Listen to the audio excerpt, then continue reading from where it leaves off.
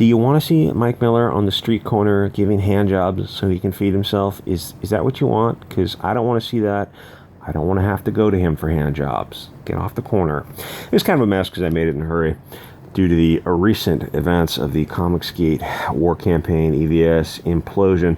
So starting off, it's going to deal with Nurkish's Discord, Jason Youngbluth, and the allegedly istophobic comments. First of all, either it's all okay or none of it is. If you can tell jokes about one group, then it's open season on all groups. If it's okay to tell somebody to die in a fire, faggot, then that opens the door to a lot of things. You can't give one group special protection. It means that whenever you criticize their bad ideas, they will call you istophobic. That means that their bad ideas will go unchallenged because they will always have that power to silence you. You have to be able to criticize anybody and any group. To find out who rules you, find out who you can't criticize. Slaves can't criticize masters. So EVS got a show that Nurkish would occasionally go on. Nurkish had a chat room in Discord that other people told offensive jokes in. Big effing deal. Oh, but they told Holocaust jokes. Oh, well, that makes a difference. Wait, what just happened here? All jokes are cool, but not that one? Fuck that. Not everything needs to be a big deal. It's not your chat room. You didn't make the joke. Nurkish didn't either. They were horrible, but you don't need to stick your nose into other people's business. That chat room may or may not hurt Comicsgate a little bit. But if you cuck and try to shut it down, it means that you're going to slide down that slippery slope. They know that they have you. They know that they can make you do things. It means that you're giving the SJWs leverage over you. They will always be able to pressure you with that. The only way to handle bullies like that are to tell them to eat a fat dick. You don't even need to argue the points with them. Just say, it's not my chat room, it's none of my business, and just move on. Once you stand up to them, they will have no power over you. Yes, that means that you got to defend people's right to free expression. And what's the saying? That the speech that needs to be defended the most is the speech you find most reprehensible, because you're defending the principles of free expression. Once they make that topic haram, they'll move on to calling you misogynist if you criticize a female creator. It just keeps sliding down the slippery slope to where the only joke you can make is Orange Man bad. You got to fight back against censorship every day. And actually, I made a video about this a long time ago about the death of comedy, because once you have more protection applied to every special interest group, well, it becomes a world, an audience of special interest groups. The only group that doesn't have protection would be Blonde Man bad, Orange Man bad. That's it. Everything else is triggering to someone. So why does one group get protection but the other group doesn't? So they have to invent these insane concepts like punching up or punching down, or attacking a minority versus a majority, or when that doesn't even work anymore, they've got to say economic majorities and this kind of thing. It's like, well, everyone has been oppressed or marginalized, and there's groups in every group, subgroups that have been oppressed and marginalized. So it's like, either it's all okay or none of it's okay. So that means you find the most reprehensible joke you can and you open with that and let them know what they're getting into. If they don't like it, suck a bag of dicks. Yes, censorship is bad, but the World War II stuff is off limits. Everything is cool, but you just aren't allowed to joke about that one topic. How about no, go suck a bag of dicks? Well, you must be racist if you don't want to censor them.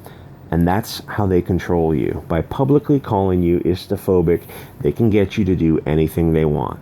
Stand up to them right from the start. Otherwise, you are their bitch.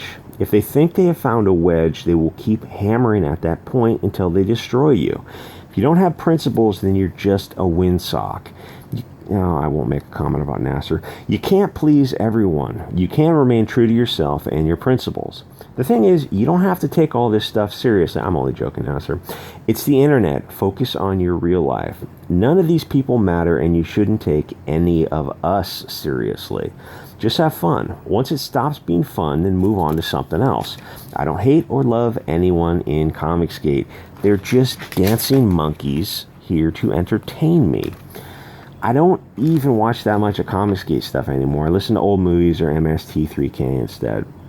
Or I listen to a lot of smaller creators, like Big Steve would do live streams, or Jesse at the Crow's Nest will do live streams. The smaller the channels are, the more you can get in the channel, and actually they'll drop links. You can get in those channels and chat. And actually, I Love Comics with Angleteen is a good channel. It's a small channel. You may not agree with his take on comics or everything, but it's a friendly channel. It's definitely a more adult discussion. Anyway, someone sent me a message on my Discord, admittedly his cancer, to watch the last hour of EVS's stream where they were spurging out at each other. I was surprised to find out that EVS, Cecil, Malin, Sketch, and Mecha, not Mecha Random 42, the other Mecha, were seriously pissed off at War Campaign. I thought that up until this point it was tongue-in-cheek and that people were mostly joking around. When I heard how pissed they were, it's like the anger I felt was misplaced a little. There is blame going around, but nobody dares to criticize EVS, when it seems like EVS is always at the center of the drama. But EVS is the elephant in the room, no pun intended. He sells the books and makes people money. He is the cash cow. And no, I'm not attacking him. He's not a monster. I'm in the same position that I always was. I give him and others a little light criticism. And people give me criticism all the time. I don't argue with anyone in the chat. I just say, I'll think about it. Thanks for pointing it out. Something like that. It's the internet. It's just not that big a deal. People need criticism. People think I'm on team I hate EVS. Not at all. I am an adult. EVS does some great things for people. He's helped a lot of people. I made 2 or 3 videos talking about that, trying to clear that up. And he does some stupid things. So does everyone, myself included.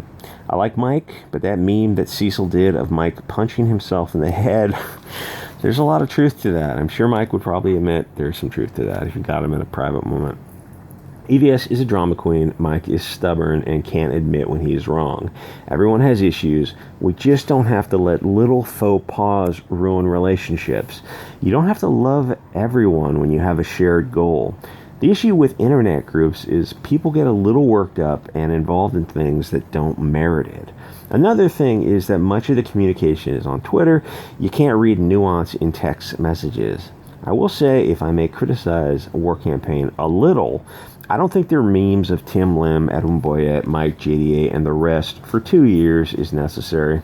The problem is it just never ends. It's no fun to be on the receiving end of that for an extended period of time, especially when they haven't done anything to merit it. They haven't killed anyone's kid or anything.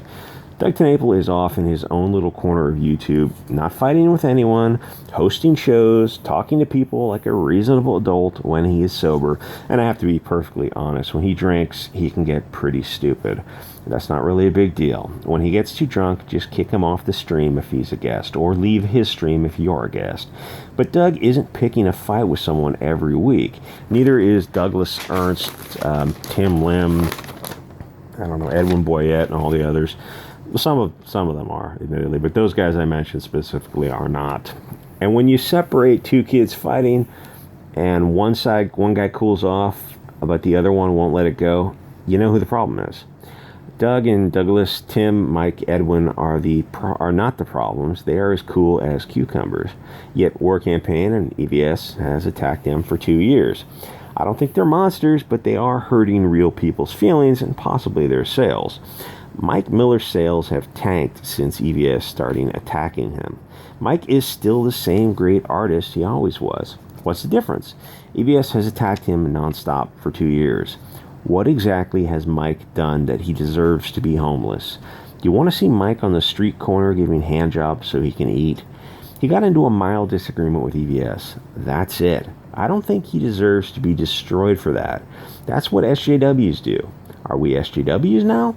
Because sometimes we act like SJWs. And I honestly don't understand why everyone just can't come to a truce. Let's forgive each other and go back to making fun of SJWs. Basically, it's a bunch of 50-year-olds with PMS. Nobody burned anyone's village down. It's just not that serious. I don't understand why people can't see the big picture and realize that we are stronger together. Hashtag. Nobody wants to be canceled over petty bullshit, but it would be cool if someone could have a private chat with EVS and just tell them to cool it. Nobody will because they have a financial interest in keeping him happy. Now, I'm in a different position. I'm not selling anything, and I don't hate EVS. I just want everyone to knock it off. That might mean taking some time off of Twitter. How is that so hard for people to come to that conclusion? Twitter is, it's the nucleus of a lot of these problems. Twitter is a miscommunication network. In terms of marketing versus stress, it's probably not worth it. Just post your channel live stream notices and get off it. Anyway, that's my take on the whole situation. And this is a comic by Europe Comics. They just started publishing in 2015, and oh my gosh, they are out of this world, insane SJWs. I'm going to go more into them the next video. It's a comic, it says it's a comic company by Europeans with specializing in European comics. Every character in the comic is black or from Pakistan. What the fuck, you people? Anyway, it's going to be a rich cringe farming. Like, comment, subscribe, guys, and I will see y'all next episode.